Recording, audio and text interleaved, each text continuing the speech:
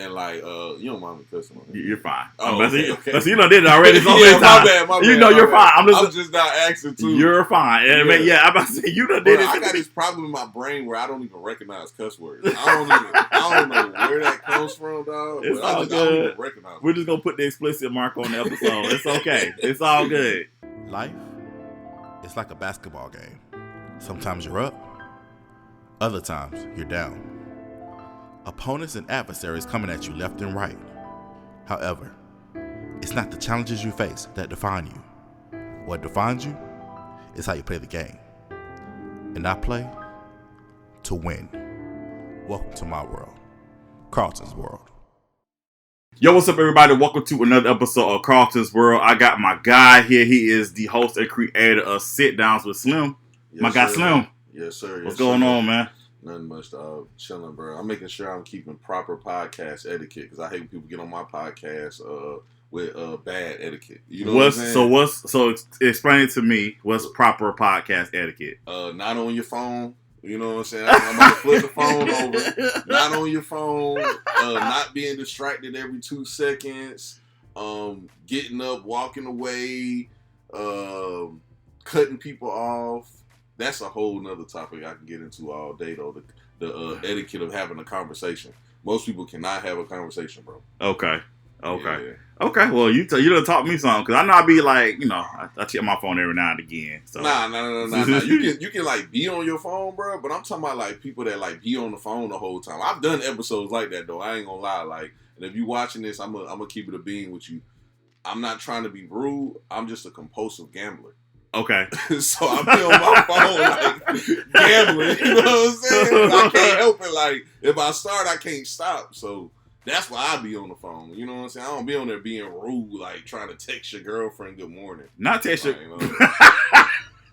think that's what people be doing. Who girlfriend are you texting? Nah, I'm saying that's what I think people be doing. Oh, I think people be like on the phone, like good morning, queen. How's your day? Like trying to set it up. Because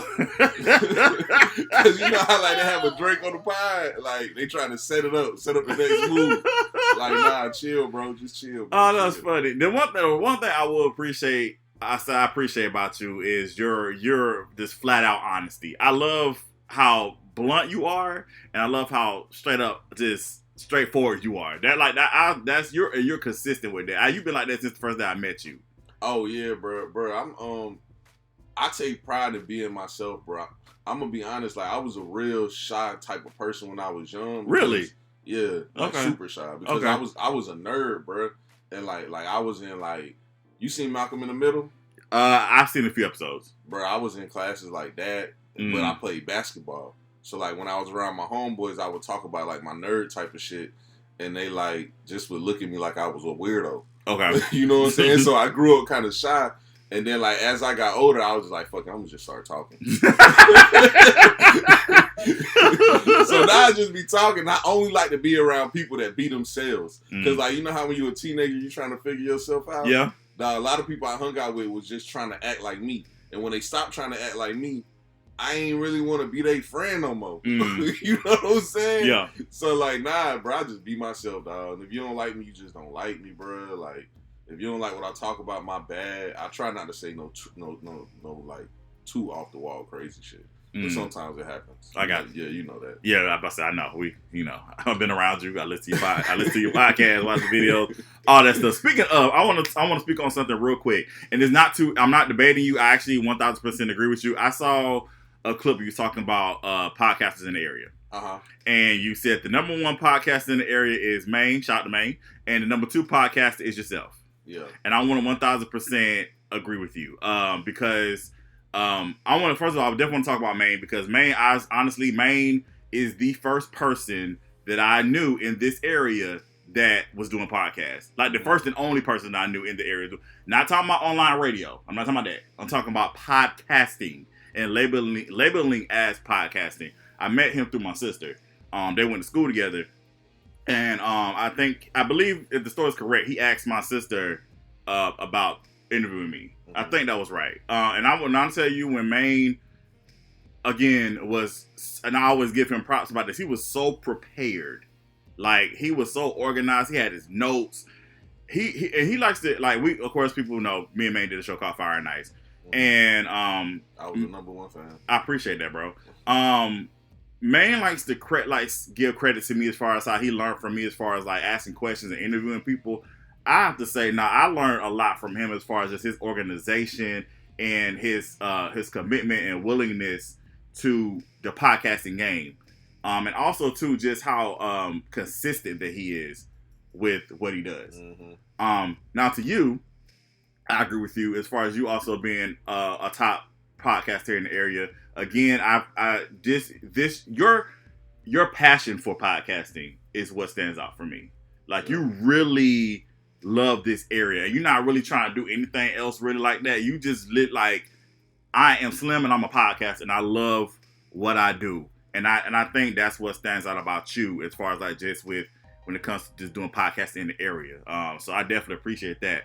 Appreciate y'all. I want to give y'all flowers. I don't have no real flowers. I know how you feel about men giving men gifts. All that toxicity he be talking about over there. I'm just joking. But no, seriously, I really want to give y'all flowers, especially give you your flowers while you're here on KARLTON'S World. And I say I appreciate you for what you do in the genre, man. Man, I appreciate that a lot, bro. A lot of people feel like I was pandering and just trying to be like nice because I don't want to bump heads with Maine. But I was really telling like exactly how I feel. Like the day I met Maine, I knew that like he had a passion for this more than anybody I had ever seen. I'm talking about like globally and everything. Like his passion for this shit is just unmatched, bro. And I'm gonna be honest. Go ahead. That top 3 shit was like a shot to somebody, and the person who was a shot to definitely don't give a fuck, so it didn't matter. But the people that it had nothing to do with got offended, and I was like, bro, why'd they get offended? I don't know. People were sending me shit like, what about this podcast, and what about that podcast, and what about that podcast? But why can't people have their favorite podcast, have their favorite podcasters? I feel like, okay, for me, right? So, of course, I'm gonna give a shout out to my brother. My brother has a podcast called Jesus Through Love. Right? Is it love? Wait, hold on. Let me get that right. I'm sorry. Make sure you don't mess it up. I know. I don't want to mess it up. Right? That's my brother. Like my brother. So I'm sorry. Let me make sure I got that right. I'm sorry, Cameron. It is. I think I said it right though. Jesus Through Love. Yes, it is. It's Jesus Through Love. So my brother, he's definitely one of my favorite podcasters. Because again, my brother's the youngest out of all of us, but he's literally the oldest. Yeah. Like he's become the oldest. He's very wise beyond his years, and I love hearing his perspective on topics and things like that. And of course, he comes on my stuff too, and we talk. And I like when we have our talks and everything too. That's kind of how we catch up and stuff. And then of course, one of my favorite podcasts I love to listen to is what we're talking about this time, and it's my guys Josh Abrams, Smiley Abrams, and then 730. And their podcast is basically they talk about like a lot of entertainment stuff, like television shows. They actually do have a thing called Tubi Tuesdays where they pick out Tubi movies and they talk about those. And of course, because I'm into entertainment, so of course that's gonna be on my top thing. Now you're into sports, so there's sports podcasters that you might listen to that I might be like, no, that ain't me. I ain't really into that. You know what I'm saying? So I don't understand why everybody can't have their thing. Why does everything always have to be an issue? If Maine is your top one, that's your top one. Correct. It's a lot of people that. Let me not say this. I'm gonna say it. No, it's a lot of people that say Jay-Z's the best rapper of all time, Maine, and I don't agree with that. I don't either. So he's in my top 3 though. I don't agree with him being number 1. He's not number 1 to me, but that's our choice, and I don't understand why it always has to be. You can have a friendly conversation about it, but I don't understand why everything got always be so rah. Nah, you know how when you got an opinion about something and someone else has an opinion about it, that's law to them. And they think what you're saying is law to you also. When I say a statement like that, it's not law. You know what I'm saying? But that's how most people feel. They feel like you're saying it and there's no wiggle room for it. Like, nah, if you got a good debate and you feel like this person's number 1, I'll hear you out. It might not change who my number 1 is, right? But I might consider it, right? You know what I'm saying? But bro, it's some other podcasts in the area I rock with. Like I really rock with Rocket Slim and what he got going on. Like I don't think I mentioned that on that episode, but I really rock with him, bro. Like all the new podcasters that's been popping up, they've been motivating me to get back into the space because I took a little break. But that's just my opinion about Maine being number one, and I don't think like it's no stopping him. And especially like I cut this part out of the clip, but I said the reason why I really think he's number one in the area is for what he represents. Like he represents Augusta. It's literally called More Than the Masses, and his whole podcast is centered around shining light on Augusta. I don't have an Augusta-based podcast. Like, you know, my motivation was like Joe Rogan and stuff like that. Maine literally has a niche, and I always respect people with niches. That makes sense. Also, I want to give a shout out to Ken Macon.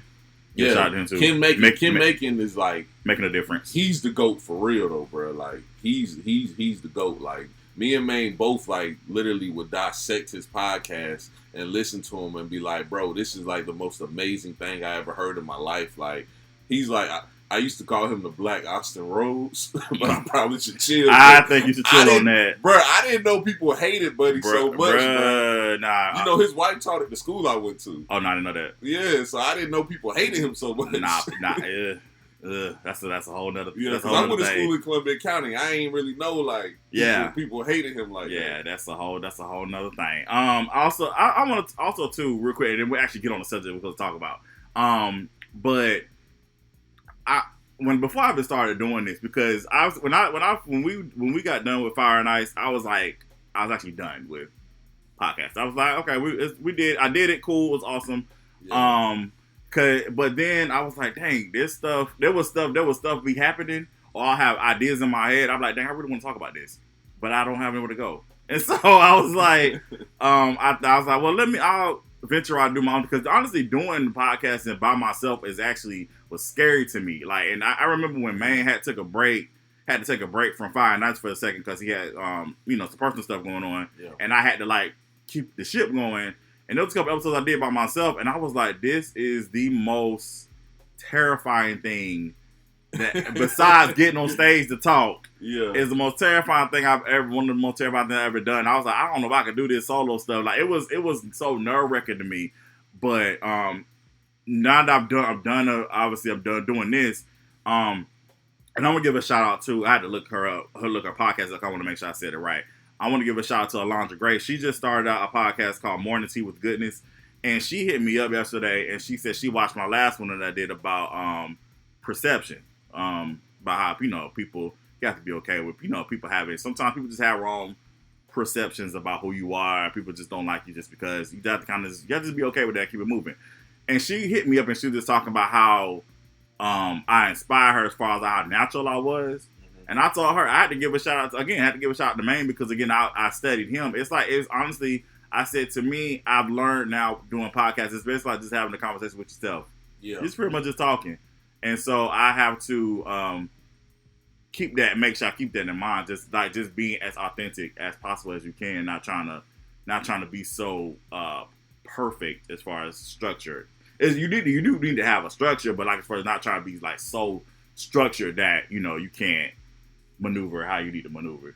Yeah, recording by yourself is probably one of the most difficult things you can do in the world, because like you just said, it's like public speaking but with no public. You know what I'm saying? But it's literally the same thing. Like those same fears you used to get when you used to have to give a presentation in college. Yeah, it's the same exact thing. It's just there's nobody there, there's a camera, and like you also feel kind of insane. You feel like the Joker. Because you're in the room, you have these thoughts in your head that you're trying to portray on camera while still being entertaining, but you're by yourself looking crazy in a room. It's like one of the hardest things to do, but for me to start doing it, I did the same exact thing you did. Like I just looked at Maine, and I was like, okay, if Maine can get comfortable, I can probably get comfortable doing it also. And that's how I started doing it. Makes sense. All right, so let's jump into our topic. We're going to talk about YouTube. Because oh boy, yeah, because I hit up Slim a lot as far as when it comes to YouTube, because as a lot of y'all know, obviously I did a whole video on it. I had to really start my YouTube page over because my former YouTube page got deleted. Not getting into all that, we already know the story with all that. And so I honestly have found it a little, to be transparent, I find it frustrating in building my YouTube page. Like it's like, I feel like the views ain't viewing, and the subscribers ain't subscribing. And I'm just trying to figure out, like, okay, how do we get this back on track? Because again, with my former page, it was just a certain point, it just started taking off, and it was just like literally like was jumping. And then, but with this, I find that with this particular page, and this page I actually had it in college, and I just had it for college, and then I was using it for things throughout the years, and now obviously I'm not using it as my primary page for content. So, but I'm honestly finding it difficult to build it as far as like, you know, making it grow. So like, just like what is like your experience with your page, like as far as like how you're making your platform out, put your platform out there. All right, so first off, piggybacking on what you just said, like the reason why you're probably having like this weird transitional period is because the first page that you had a certain niche, and when it caught wind, it just caught wind. You know what I'm saying? And this one is more personal. So you're basically trying to sell yourself to people, which is hard as hell. Like selling like your great movies is easy. That was an easy task. You know what I'm saying? This one's a little bit harder. And for me, when I first got into podcasting, because I'm also like kind of at a hiatus right now too. But when I first got into podcasting and I created my YouTube page, and I also was doing vlogs and creating all kind of content, the reason why I felt like it was easier then is because this whole YouTube and content creation space wasn't as saturated as it is now.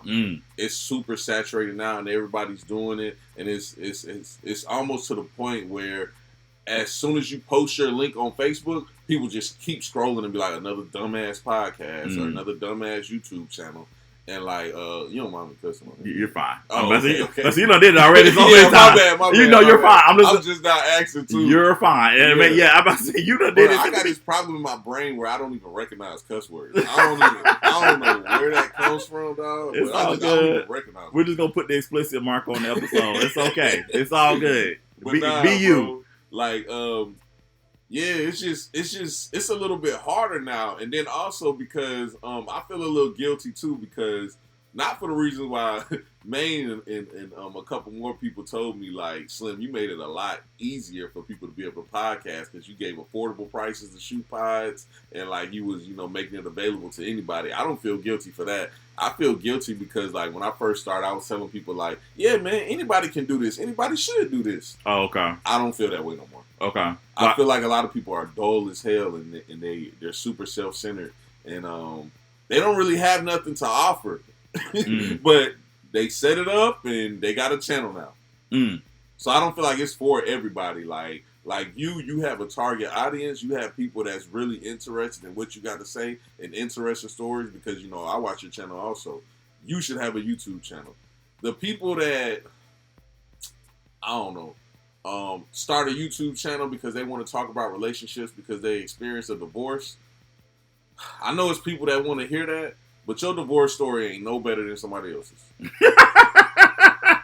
That's just my opinion, bro. Like, bro, I'm not saying like you hear one divorce story, you hear them all, but like, what makes your divorce story so unique, and now you supposed to be Wendy Williams? Yikes!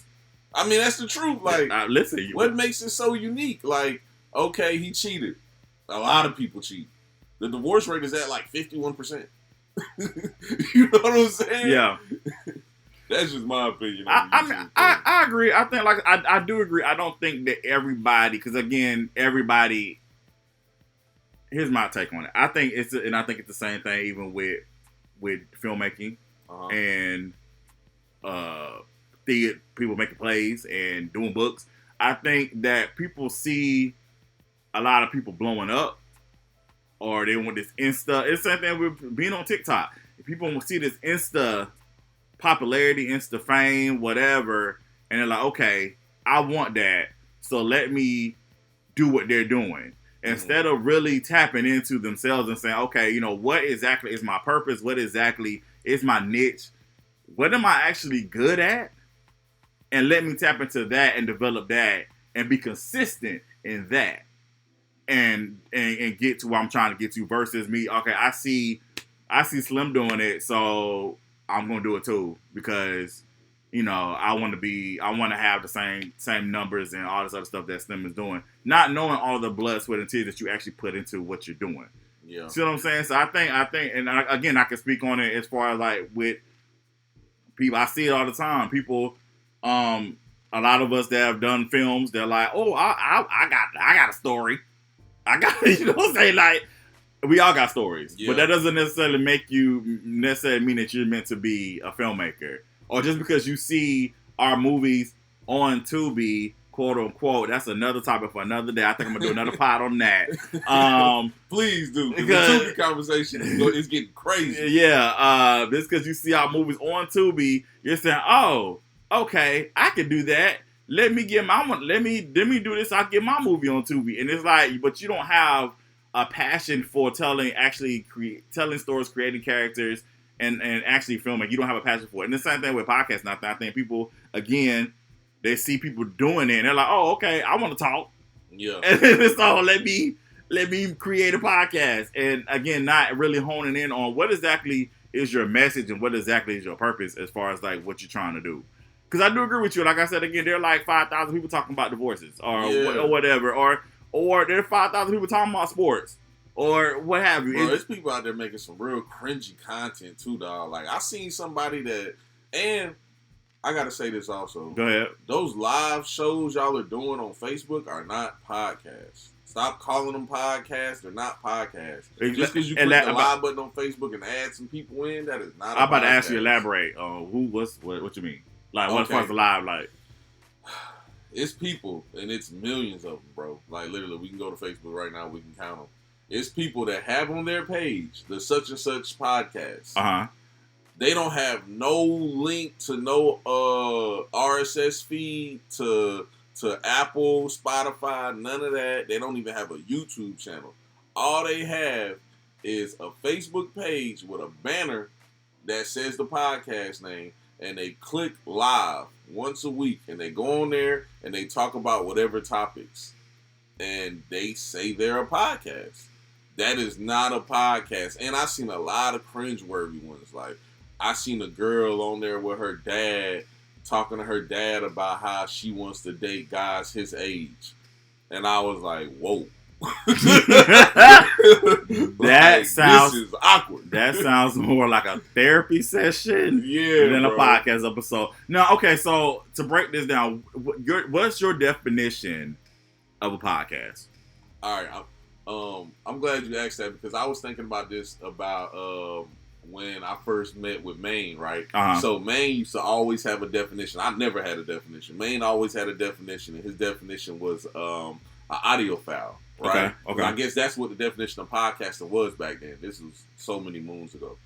And when I met Maine, I was explaining to him, I was like, hey, bro, this podcasting thing is getting crazy now. Like, celebrities about to start doing this, about to be like, which they are. A corporate business now. And right. I was like, all this is going towards video. And he was like, nah, podcasting is an audio file. I don't really rock with the video thing. I was like, man, you better keep up. Like, this is a video thing. So, bro, to answer your question, though, a podcast, to me, like, and I'm not saying this is the definition, this is just for me. A podcast is an online show. Okay. It's an online show that's on multiple platforms that you can check out. That's my personal opinion. And as far as people thinking that they have a podcast and don't even do their research and don't even try to seek the information, that don't even make sense to me. Like, all the information is right there for you on how to start a podcast. There's videos on YouTube that's like 4 minutes long, and they tell you how to start a podcast from A to Z. You know what I'm saying? So if a person, to go back to the live, so if a person has a podcast, a set podcast, RSS feed, all that stuff, can they go live? And yeah, for sure. Okay, so for sure. Okay, I'm just saying, like, don't. But you're saying you're saying if somebody, like, literally, if I'm on Facebook and I just go live real quick. Yeah, that's not a podcast. That's just a live show. And instead of doing the live on Facebook, you should get on Twitch and actually start a live show for real, because that's where things are moving to. Like, I tell people all the time, like, these streamers are taking over. These streamers are super rich too. Like, they got net worths of like 20 and 30 and 40 million dollars. Like, and they deal with companies that like what's his name, Aiden Ross. He gave Playboy Cardi like $2 million. Oh wow! Just to sit next to him, and the money came straight from Kick. That's crazy. Like, that's amazing. That's where we're headed to with this streaming thing. So, but I think streaming is for lack of a better term, I think it's for like young, awkward kids. I want to say lame. I ain't gonna lie. It's like you said, I want to say it. I'm just say it. Yeah, I had to, bro. Like, it's for them, bro. It's for like the awkward kids that like relate to the other awkward kids, and then they build this big community. Because one thing the internet did was it brought weird people together. Like, people that was weirded in the house and couldn't find nobody like them, it brought them together. I want to make a disclaimer here on Cross's World. There's nothing wrong with weird. It's not. And there's nothing wrong with awkward. Bro, I started out and there's nothing wrong with lame. I just want to throw it out. I want nobody coming at me talking. So you said.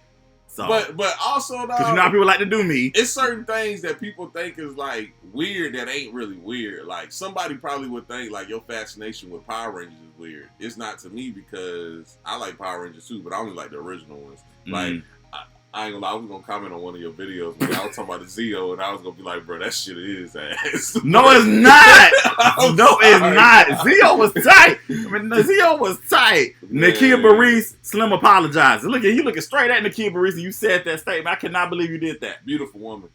But oh man, my take ain't changing though. Beautiful woman. Listen, I'm not here to fight you, bro. Listen, your take is your take. I want to ask you a question too. This is something I always hit Slim up about that aggravates me. Public watch hours. That bothers me to this day because it fluctuates. Slim did explain it to me. It doesn't make me feel any better. If you want to explain to the people how public watch hours works, because right now, so for instance, yesterday my public watch hours were at 1,913. Today, right now, it's at 1,910.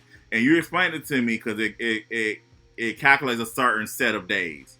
So I want you to explain to the people what about public watch hours and why it fluctuates. All right. So first off, what Carlton is talking about is it's basically only one way to get monetized on YouTube. And they just recently started a way where if you have 500 subscribers and you have X amount of watch hours, you can get monetized. And when you get monetized, you can basically set up your account where you have a members only page and people can pay towards that subscription and you can get paid that way. Or you can sell merchandise or online products or, things of that nature.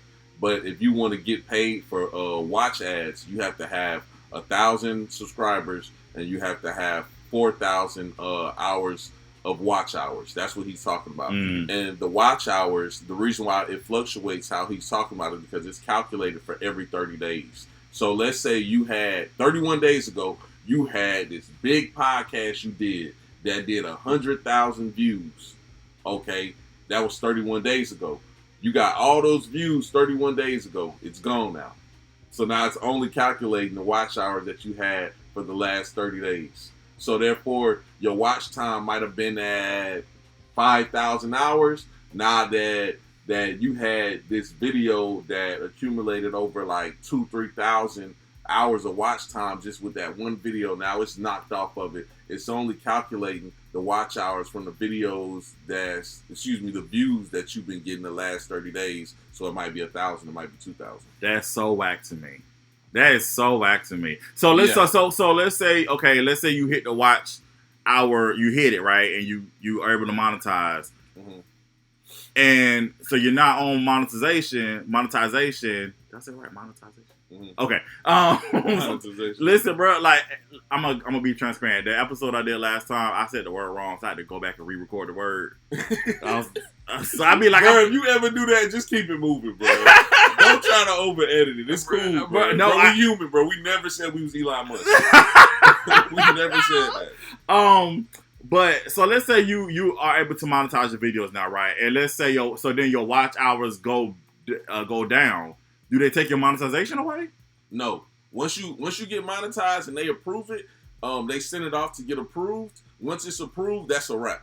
Okay. Because when I first got the first step with the 500 subscribers, I had all the watch hours because I waited till it got up there because I knew certain episodes I did a jump, so I went ahead and recorded them episodes. And once I went over, I submitted it. They submitted it in for review. I think it takes like a couple hours. They send it back. When you're approved, you're approved. Okay. Because I haven't went back over the line you're supposed to reach yet. You know what I'm saying? Since then. So once you're approved, you're just approved. Okay, because I know back in the back, I'm saying back in there like it's a long time ago, but when I had the first, feel like it does though. When I had the first YouTube page, it wasn't all that. You had to basically just hit the 1,000, and that was it. And then once you did that, that's how it used to be. Then you was good. You was able to monetize your stuff. But you know they changed it because so many people start getting into YouTube, and you know when a lot of people start getting into it, YouTube don't want to pay out all that money. I'm sure they don't. They don't mind paying out a little bit of money because they make so much money off of ad revenue. They don't mind paying out a little bit, but like all these new subscribers that's coming in and you know figuring out the algorithm, and that's another thing, the algorithms, bro. That's what got me flustered. Like you flustered about the watch time. I'm flustered about the algorithms. Like when I first started, the YouTube algorithm and the Facebook and Instagram and Twitter and like TikTok. I don't even think TikTok was here yet when I first started. Like the algorithms was almost simultaneous. Like you ain't even have to like worry about what you was doing. They all did the same thing. So like posting on YouTube was simple. Like you put a clickbait in the title and you put a couple hashtags and you was good. You posted on Instagram, same thing. And they completely switched Instagram also. Like it's as far as like where it pops up on people's feeds. Like it used to be like, I don't know, it used to be a simple formula of like, you know, the peak hours are 9 o'clock, 12 o'clock, and 5 o'clock. And if you posted these times, that's when most people look at yours, and if yours will get picked up and enough people view it, it'll increase from only showing to 20% of people, 20% of your followers to 40, then from 40 to 60, then it'll start showing to random people. Like it was a simple formula. Now I don't know what the hell they be doing. That's what got me discouraged. Like Maine used to ask me why I stopped posting clips. That's why, bro, I got discouraged. I ain't gonna lie, because I'm not one of them people that's gonna sit here and like be like, man, I'm gonna still make content. I don't care if one person watch or 100 people watch. I mean, I feel that way, but truthfully and honestly, I watch numbers, bro. Yeah. Like, I'm not gonna sit here and be one of the people that lie and act like I don't watch numbers. Yeah. Like, I don't want to sit here and keep making this great content for nobody to see. I totally 1,000% agree with you. I think, like, for me, I think I would continue to do it, but it's because as far as like me, how much I'm gonna do it. Yeah. Because again, we all got other things that we also working on too. We got real lives outside of this as well. And I do agree with you. It can get discouraging when you like doing something, you see it, it's like, oh, why are the numbers there or whatever, and you're like, I ain't about to be making like no podcasts every day or do no videos every day if y'all not gonna watch it. Yeah. But in the same token, because we do always talk about consistency, because I even know this as far as like, again, different field, but I think it still applies. Even with doing the web series, and eventually I started doing the films. I think if people see how consistent you are with what you're doing, then they'll want to, I guess, support what you got going on. Because again, we just said that there are a lot of people that are doing podcasting or whatever, and like a lot of people they start doing podcasts, they don't do like 1 or 2 episodes, and then that's it. It's like, I was like, where's the rest of it? You know what I'm saying? So I think it's a double-edged sword. I think it's important to be consistent. But on the flip side, I do agree that it can get discouraging when you are making great content, we are doing as much as you can, and people aren't really taking the time out to watch, and those numbers aren't what you are expecting or wanting. It can be very discouraging, and they'll make you be like, you know what? I'm not gonna be putting 1,000% into it like I thought I was going to. So I understand both sides. You gotta also trust the process too, though. Like on the other side of what I was saying, when you first start, it's not like you're Mike Tyson and you can start a podcast and the first episode do 100 million. Like that's not gonna happen. If you put something out and it only has 10 views, you shouldn't get discouraged from that. You should keep going. Now you know, like, okay, next time I got to do this. And also, be realistic. Figure out, is your content good? Because, like, a lot of people, especially nowadays, because camera equipment isn't getting cheaper, but they're making some affordable equipment. Mm-hmm. And people are going and buying this affordable equipment that's actually really good. And, you know, they're having decent quality. And they're not understanding that, you know, quality is cool, but the quality of your content is way better. Mm-hmm. Like, you really need to focus on if you have good content or not. Not if you have a MacBook and you got the Sony A7 III and none of that type stuff. You need to worry about it's podcasts that I watch and they use iPads. Mm. You know what I'm saying? Mm. Or they use their iPhones, and I don't even care. Like, the content is good. I don't care. But if we strictly just talking about podcasts, though, like, please get a mixer and some mics. I don't like listening to that choppy audio. I can deal with some fuzzy visuals. I can't deal with the choppy audio. That's so funny because we was having this I was listening to a conversation at work, and they were talking about how people can forgive bad video, but they can't forgive bad audio. That's 100% true, bro. And I didn't understand that until I got into this field. And it's 100% true. Like, bro, watching a video, let's say you're watching a video and it was shot at like 2-something people. Mm-hmm. Like, it's just trash. It's a little fuzzy, but you can hear it good. You'll stay on there. If something is choppy and you can't hear it, but it has great video, you're clicking off of that. I do it every day on YouTube. Mm. Like, I click off of people's video that has choppy audio. Like, audio is key. In filmmaking also, same thing. Like, when you're watching a film, I agree. Because I'm not, like, against Tubi. I'm not one of the people against Tubi. Like, there'll be some good projects on Tubi. But it'll be a good project and the audio was just horrible. And I'll be like, bro, like, y'all couldn't just use a boom arm? Like, you couldn't just grab your little brother real quick. You know, not your little brother. Yeah, just make him hold the boom arm off there. Give him like $20. That's honestly a lesson. I remember when I first started when I did my first show, college days. I remember it was some filmmakers here locally. They watched it. It was like, yo, you are a really good storyteller. You just need to work on your audio. And that's something that I had to work on all throughout the years. I'm not saying my audio is the best. I know there's a lot of things I still have to work on with that. Well, I did have to work on with that because I have retired.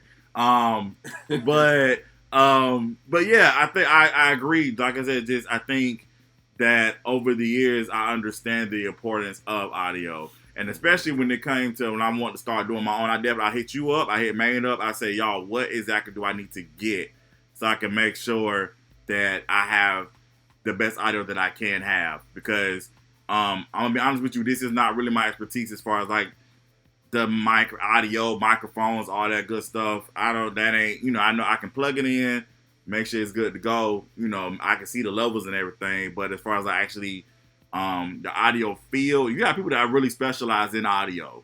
So that's not my specialty at all. But I wanted to make sure that I had I wanted to make sure that it was the best that it could be. So that's why I think it's important. I'm sorry, I know you have something to say. But I think that's important that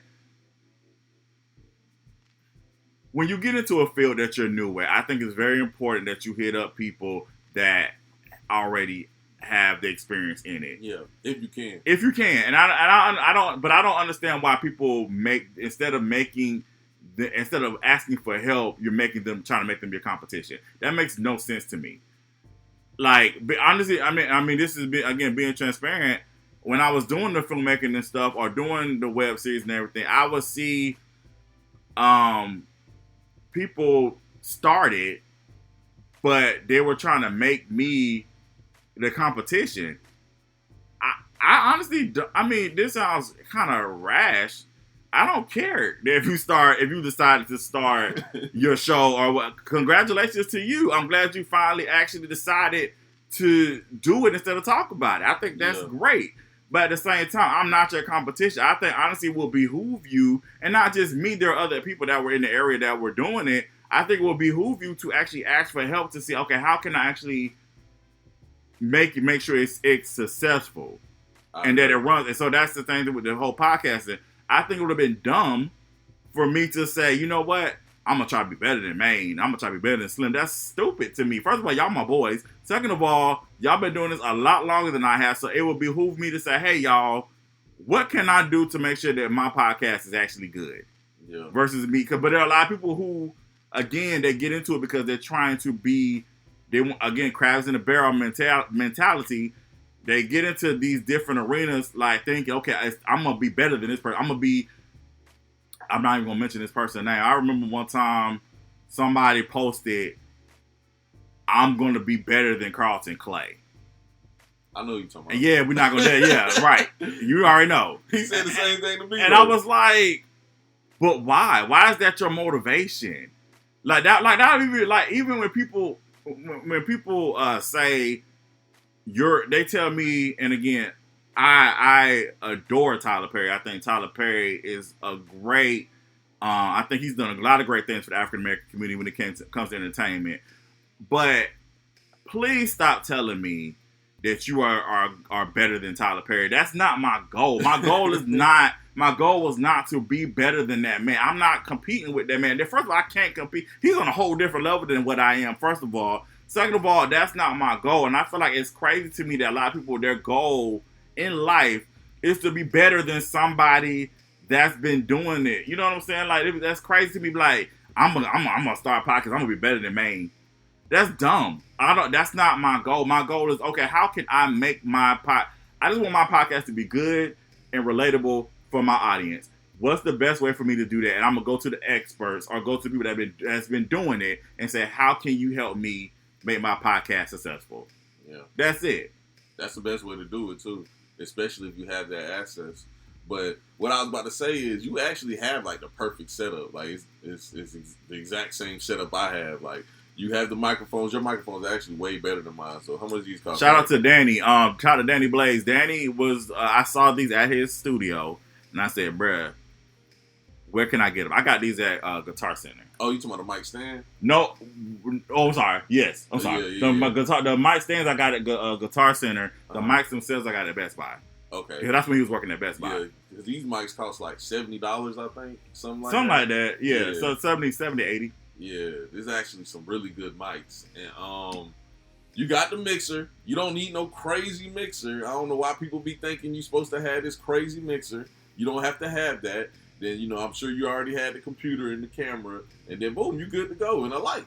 You got that's all you need for a podcast. I literally just told you what you need for a podcast. But you have to have a mixer, because basically what the mixer does is it gives the microphones power from an outside source, basically the wall. So like, you can get the one that doesn't plug up to the wall, and it'll work also, depending on how strong your computer is. If you have a weak computer, it's probably not going to work.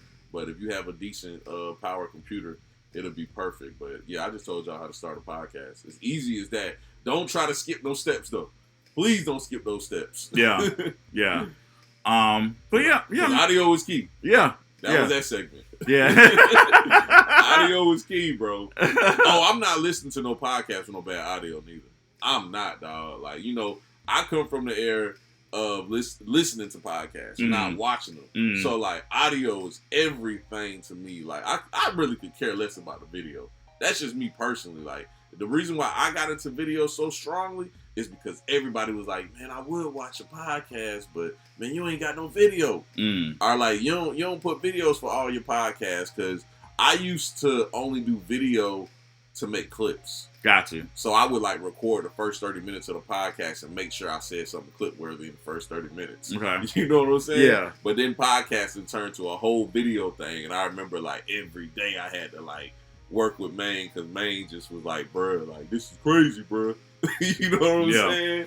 A lot of people, I know me, I'm a visual person, so I'm more, I'll listen. It depends on certain podcasts. If I'm interested in what the topic is, I'll listen to it. But I'm a more visual person, so I would prefer, even if it's just, because I know for me what stressed me out was, I was like, dang, I don't feel like having to put different video clips. Because there are YouTubers that I watch, they be having video clips and pictures and all this other stuff. I remember when I used to do the KARLTON'S stuff that I was doing, I would have different stuff, and all that stuff can get real draining. I was like, I do not want to do that, but I loved how, again, like with yours, like you and whoever you have, or if it's just you, y'all just be sitting there, y'all just be talking, and I just feel like I enjoy the simplicity of that. Yeah. So I definitely model what I do video wise, what you offer you, because I'm just like, yeah, let's just sit here and just talk.